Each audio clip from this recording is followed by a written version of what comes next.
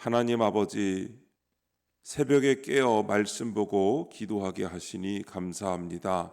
우리의 걸음이 흔들릴 때도, 마음이 무거워 어디로 가야 할지 알 수 없을 때도 주님은 변함없이 우리를 바라보시고 붙들어 주시는 줄 믿습니다.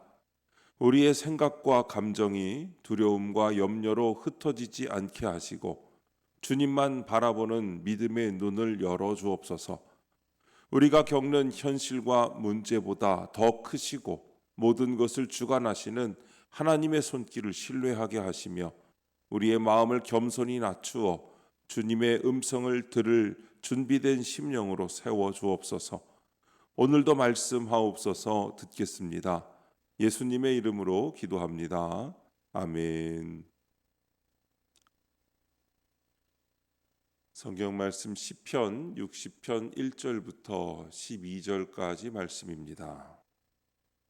하나님이여, 주께서 우리를 버려 흩으셨고 분노하셨사오나 지금은 우리를 회복시키소서. 주께서 땅을 진동시키사 갈라지게 하셨사오니 그 틈을 기우소서. 땅이 흔들림이니이다. 주께서 주의 백성에게 어려움을 보이시고 비틀거리게 하는 포도주를 우리에게 마시게 하셨나이다. 주를 경외하는 자에게 깃발을 주시고 진리를 위하여 달게 하셨나이다. 주께서 사랑하시는 자를 건지시기 위하여 주의 오른손으로 구원하시고 응답하소서. 하나님이 그의 거룩하심으로 말씀하시되 내가 뛰놀리라. 내가 세겜을 나누며 숫꽃 골짜기를 측량하리라. 길르앗이 내 것이요 므낫세도 내 것이며 에브라임은 내 머리의 투구요 유다는 나의 규이며 모압은 나의 목욕통이라. 에돔에는 나의 신발을 던지리라. 블레셋아, 나로 말미암아 외치라 하셨도다. 누가 나를 이끌어 견고한 성에 들이며 누가 나를 에돔에 인도할까? 하나님이여, 주께서 우리를 버리지 아니하셨나이까? 하나님이여, 주께서 우리 군대와 함께 나아가지 아니하시나이다. 우리를 도와 대적을 치게 하소서. 사람의 구원은 헛됨이니이다. 우리가 하나님을 의지하고 용감하게 행하리니 그는 우리의 대적을 밟으실 이심이로다. 아멘. 구원하시고 응답하소서라는 제목으로 말씀의 은혜를 함께 나누겠습니다. 본문 요약입니다. 다윗은 하나님이 이스라엘을 버리신 것 같은 국가적 위기 상황에서 회복을 간구합니다. 그는 하나님의 주권과 약속을 상기하며 오직 하나님만 의지하여 승리할 것을 확신합니다. 또한 인간의 구원은 헛되며 하나님이 대적을 밟으실 것이라는 믿음으로 나아갑니다. 첫 번째, 우리를 회복시키소서. 1절부터 5절입니다. 다윗은 전쟁의 혼란 속에서 하나님의 임재가 떠난 듯한 절망감을 토로합니다. 땅은 갈라지고 백성은 비틀거리며 하나님의 응답은 보이지 않습니다. 그러나 그는 여전히 하나님이 주를 경외하는 자에게 깃발을 주시고 진리를 위해 그것을 달게 하셨다고 믿습니다. 절망 속에서도 주께서 사랑하시는 자를 끝내 건지실 것을 믿고 간구합니다. 그러므로 성도는 흔들리는 현실 속에서도 주님의 회복을 담대히 구해야 합니다. 적용 질문입니다. 나는 낙심되고 절망스러운 상황에서도 하나님의 회복을 믿고 구합니까? 우리의 현실에도 이런 갈라진 땅과 같은 순간이 찾아옵니다. 기도가 오래되었는데도 상황이 달라지지 않을 때, 마음 한쪽에서 주님의 회복이 너무 늦어지는 건 아닌가 하는 탄식이 올라올 때가 있습니다. 바로 그때 우리는 슬그머니 낙심하기 쉽습니다. 그러나 우리가 느끼는 지연은 하나님의 지연이 아닙니다. 하나님은 결코 늦지 않으시는 분이며 우리가 보지 못하는 시간 속에서 이미 회복의 길을 준비하고 계십니다. 그러므로 답답한 현실을 바라보기보다 보이지 않는 가운데서도 일하고 계신 하나님을 신뢰하며 더 담대히 회복을 구해야 합니다.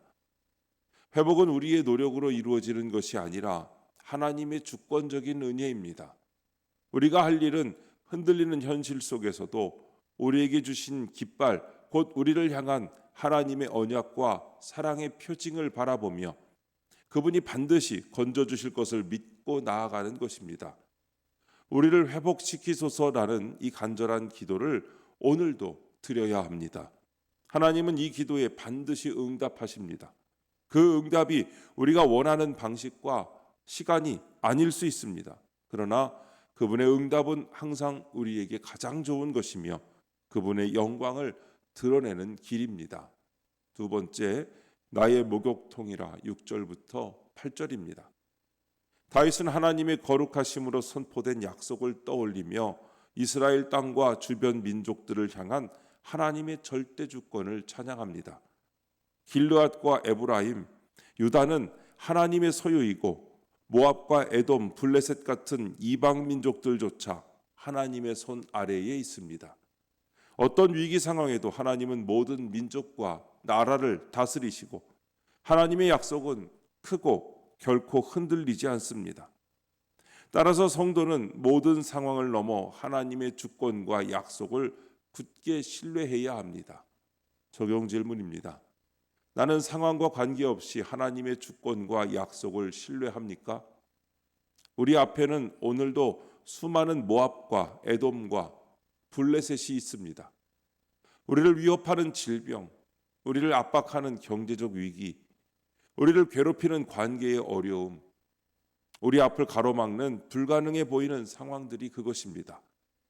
이것들은 마치 우리를 삼킬 듯이 위협적으로 다가옵니다. 더 심각한 것은 우리가 이런 상황들을 바라볼 때 하나님의 주권보다 문제의 크기에 압도당한다는 것입니다. 우리는 하나님이 다스리신다고 고백하면서도 실제로는 상황이 우리를 다스리도록 허락합니다. 우리의 감정, 우리의 결정, 우리의 평안이 모두 상황에 좌우됩니다. 그러나 우리를 위협하는 모압과 에돔과 블레셋이 아무리 강력해 보여도 그들은 하나님 앞에서 목욕통과 신발 벗는 곳에 불과합니다. 하나님은 만유의 주권자이십니다. 그분의 거룩하심으로 선포된 약속은 결코 흔들리지 않습니다. 오늘도 하나님의 약속을 따라 흔들림 없이 걸어가는 성도가 되시기를 바랍니다. 세 번째, 하나님을 의지하고 9절부터 12절입니다. 다윗은 암담한 현실을 다시 한번 직면합니다. 그러면서도 사람의 구원은 헛되며 오직 하나님만이 도우실 분임을 고백합니다. 그는 우리가 하나님을 의지하고 용감하게 행하리니 라고 선포함으로 전쟁의 승리를 하나님께 맡깁니다. 단순히 하나님께 희망을 두는 것을 넘어 하나님의 도우심을 신뢰한 것입니다. 우리도 두려움 앞에 설 때 자기 자신이나 사람을 의지하지 말고 하나님께 모든 것을 맡기며 용감하게 나아가야 합니다. 적용 질문입니다. 나는 위기 앞에서 사람의 구원을 바랍니까? 아니면 하나님만 전적으로 의지합니까? 솔직하게 우리의 마음을 들여다봅시다. 문제가 생겼을 때 우리가 가장 먼저 하는 일은 무엇입니까? 우리는 누구에게 전화를 겁니까? 무엇에 의지합니까? 많은 경우 우리는 하나님께 기도하기 전에 먼저 사람을 찾습니다. 능력 있는 사람, 돈 많은 사람, 권력 있는 사람, 연줄이 있는 사람을 찾습니다. 물론 사람의 도움을 구하는 것 자체가 잘못은 아닙니다. 하나님은 종종 사람을 통해서 우리를 도우십니다. 그러나 문제는 우리가 사람에게서 궁극적인 구원을 기대할 때입니다. 우리가 사람을 하나님보다 먼저 의지할 때입니다. 우리가 사람의 능력을 하나님의 능력보다 더 신뢰할 때입니다. 아무리 능력 있는 사람도 우리를 완전히 구원할 수 없습니다. 아무리 사랑하는 사람도 영원히 우리와 함께 할 수 없습니다. 아무리 신실한 사람도 항상 그 약속을 지킬 수 없습니다. 그러나 우리에게는 전능하신 하나님이 계십니다.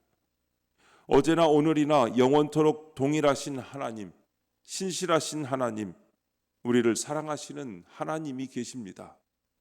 하나님은 사람의 도움을 초월하여 우리를 붙드시며 우리가 그분을 의지할 때 용감하게 행할 힘을 주십니다. 그러므로 오늘도 우리의 싸움과 현실을 주님께 맡기고 하나님의 도우심을 신뢰하는 믿음의 길로 담대히 나아가는 성도가 되시기를 바랍니다. 기도하겠습니다. 하나님 아버지, 주께서 저희를 버리신 것 같은 위기와 절망 속에서도 주님의 변함없는 약속을 붙들게 하옵소서. 세상의 도움이나 인간의 힘이 아닌 오직 주님만 의지하여 용감히 행하게 하옵소서. 주님으로 말미암아 모든 어려움을 이기는 삶을 살게 하옵소서. 주님, 이 시간 주님께 기도드리는 성도의 기도 가운데 함께하여 주시옵시고 주님의 세미한 음성을 들려주시며 그 선하신 손길로 붙들어 주시옵소서. 우리 주 예수님의 이름으로 기도드립니다. 아멘.